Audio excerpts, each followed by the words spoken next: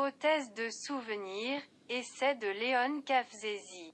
Après avoir posé le papier blanc au tableau, mais aucune pensée, aucune idée ne lui venait. En fait, il voulait écrire quelque chose sans avoir d'idée dans la tête. Parfois on disait que les idées avaient une schématisation à l'intérieur. Donc c'est mieux écrire quelque chose sans idée.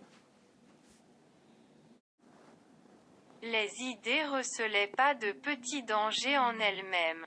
Dans la plupart des cas, les idées étaient en guerre les unes avec les autres, au début, une guerre sans bruit et sans coup de feu. Mais cette dernière sera bientôt entendue quand un couple d'idées commence et se matérialise. On ne disait pas sans but dans les cercles littéraires ou les groupes politiques, guerre des idées, idées guerrières, idées clairvoyantes et idées myopes. Il y avait donc une sorte d'agressivité cachée dans ce domaine. Dans le domaine des idées, pourquoi pas le chaos d'idées? Donc si tu regardais bien, c'était plus beau une idée spontanée de te prendre par la main et de te pousser loin. Sa tête ne fonctionnait pas et ses pensées étaient mal empilées comme du bois non taillé dans le champ où la scie bouillait. Il riait tout seul mais il ne voulait pas quitter le travail. Cette peinture blanche le défiait avec sa blancheur aveuglante. Il ne voulait pas abandonner par manque d'appétit pour les idées. L'appétit vient de manger, même s'il croyait un peu à cet aphorisme. Un désert d'idées. Mais cela avait sa beauté dans la stérilité de la pensée atrophiée. C'était toujours une spontanéité et plus encore une chaleur évocatrice. Je ressentais une sensation de chaleur dans mon âme. Mais je sentais instinctivement qu'une idée sophistiquée dormait derrière. C'était l'idée de la mort, même si elle n'était pas aussi tentante qu'en réalité. Mais c'était actuellement une idée qui pouvait se concrétiser dans son absurdité flagrante. Une autre idée qui était venue récemment et ne pouvait pas être classée comme une idée stérile, car elle sauvait beaucoup de vies en soi, était l'idée d'économiser. Bien sûr. Ne pas économiser de l'argent, mais sauver le rituel quotidien des mouvements qu'une personne fait pendant un an. Il ne s'agissait pas seulement d'un bilan, mais d'une économie émotionnelle. D'un air inutile qui a coûté la vie à l'humanité elle-même, qui, s'il était canalisé de la bonne manière, pouvait donner beaucoup de productivité comme dans la vie d'un être humain ainsi qu'aux millions de personnes qui ont porté notre planète Terre.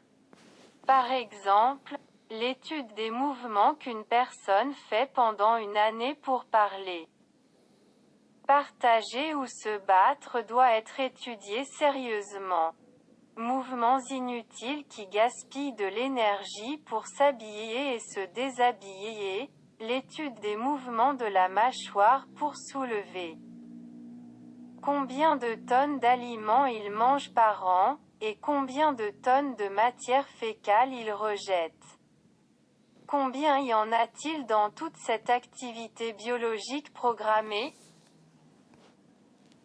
Les grands problèmes du monde évoluent généralement avec des portions d'énergie utiles, mais aussi avec une sorte de tendance à la déviation, qui malheureusement devient de plus en plus visible dans sa négativité, et plus encore dans les pays dits du premier monde. Dans les grandes métropoles de l'humanité qui font aussi sa fierté. Où va cette planète? Est-elle partie en vente aux enchères ou avec l'humanité qu'elle porte sur son dos comme le célèbre Sisyphe et tourne comme un carrousel au pays de Disney depuis des millions d'années? Elle est au bord du suicide? N'a pas compris cela et pendant 2 guerres à moitié mondiales, où l'homme a mangé l'homme avec la logique païenne du droit coutumier. La souffrance unilatérale du parti vainqueur et au fil du temps tout a été oublié par les générations? Le monde n'a plus besoin de scènes shakespeariennes macbethiennes, elles sont dégoûtantes maintenant et leur temps est révolu. Assez avec les menaces atomiques, parce qu'elles sonnent enfantines. Elles montrent que la maturité de l'humanité, même de ses dirigeants, est encore dans sa phase d'adolescence. Et c'est aussi drôle que dangereux, mais en plus drôle. Assez avec la bombe atomique qu'ils gardent dans leur poche comme une arme capricieuse qu'ils sont prêts à utiliser pour les droits du fort contre le faible et qui n'ont pas eu l'occasion d'acheter ce jouet dangereux. Historiquement, le faible n'a jamais eu tout comme dans un conte de fées sur la fontaine visionnaire, où l'oiseau est censé obscurcir l'eau pour le loup, même s'il est en aval de la rivière.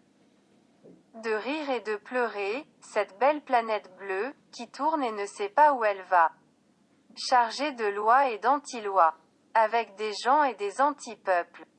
Et la paix erre maintenant sur les orbites de la Terre comme un colombe capturé par les faucons, mais toujours blanche comme une tache d'hiver dans l'âme des Noirs.